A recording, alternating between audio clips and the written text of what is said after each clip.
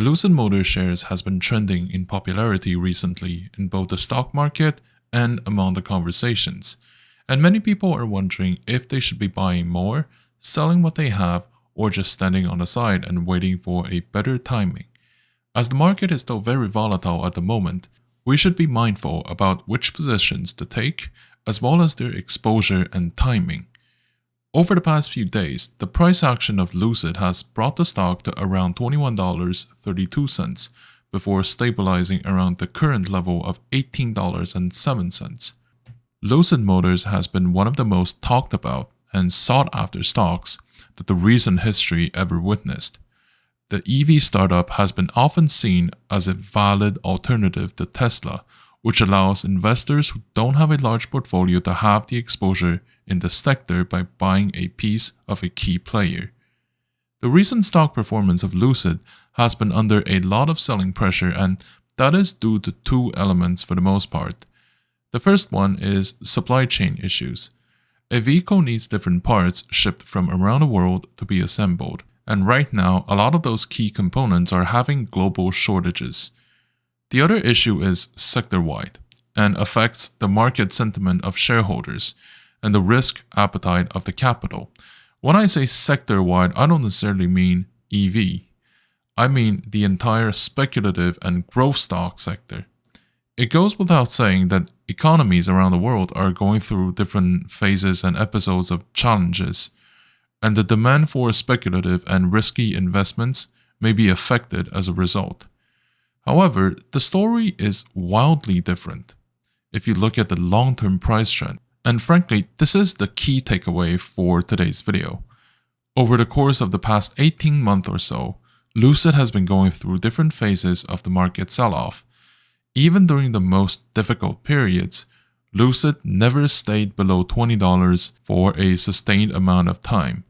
This is why we can conclude with some degree of certainty, or shall I say assurance, that the share price of Lucid has a greater chance of increasing instead of decreasing. In fact, as I'm recording this video, Lucid is sitting right above its historical support line, and that ever since CCIV went public, the support line has been quite effective.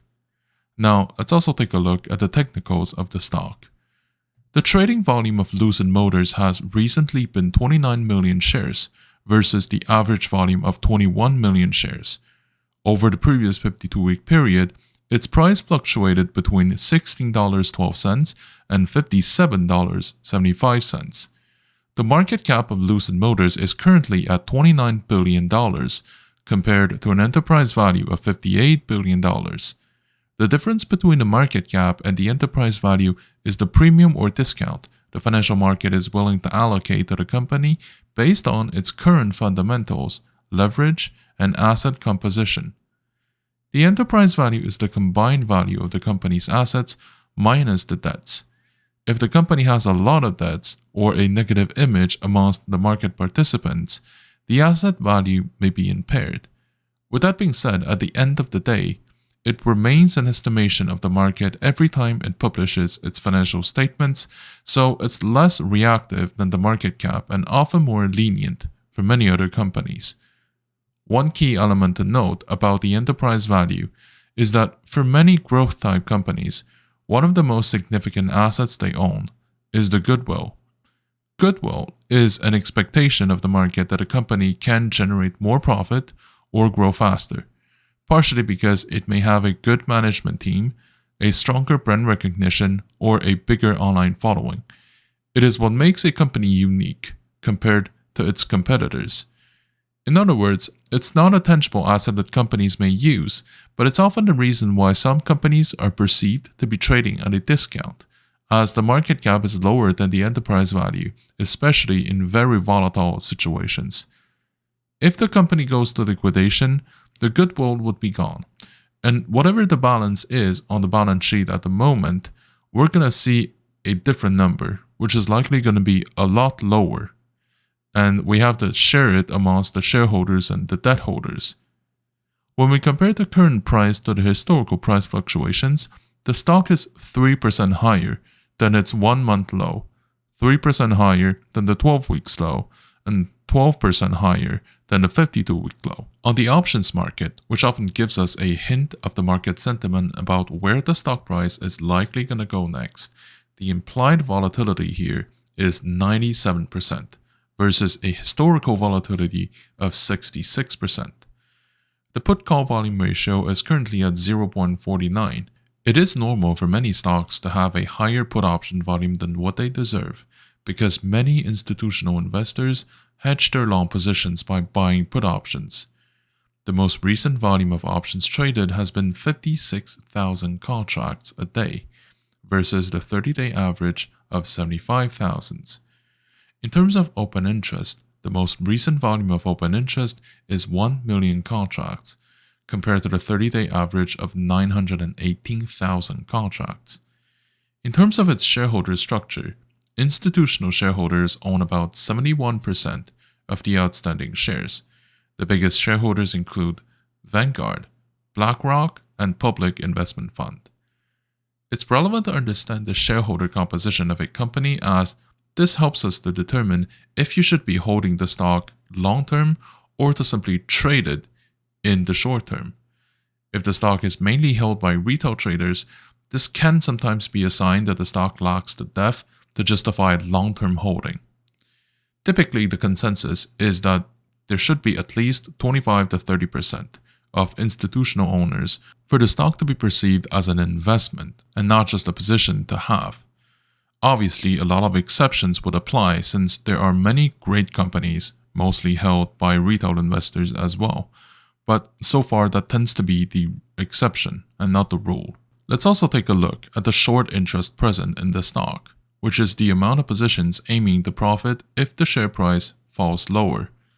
Sometimes, when there are significant short interest in the total volume, this is a sign that there is an organized shorting operation going on, like what did happen with GameStop and AMC. The current short interest is 20% of the total float, and 64% of the transactions coming out of the dark pool. Usually, if the short interest is above 15%, which applies here, and a lot of it coming out of the dark pools or outside of the public exchanges, this may suggest that there can be institutional positions taken to short the stock on a bigger scale, and there would be potential for a short squeeze as well. My recommendation is to buy Lucid shares now and to hold it for a prolonged period of time in order to benefit for potential price takeoffs that we may witness. Now, don't get me wrong, no one can predict with certainty that the stock market is going to skyrocket from here onwards.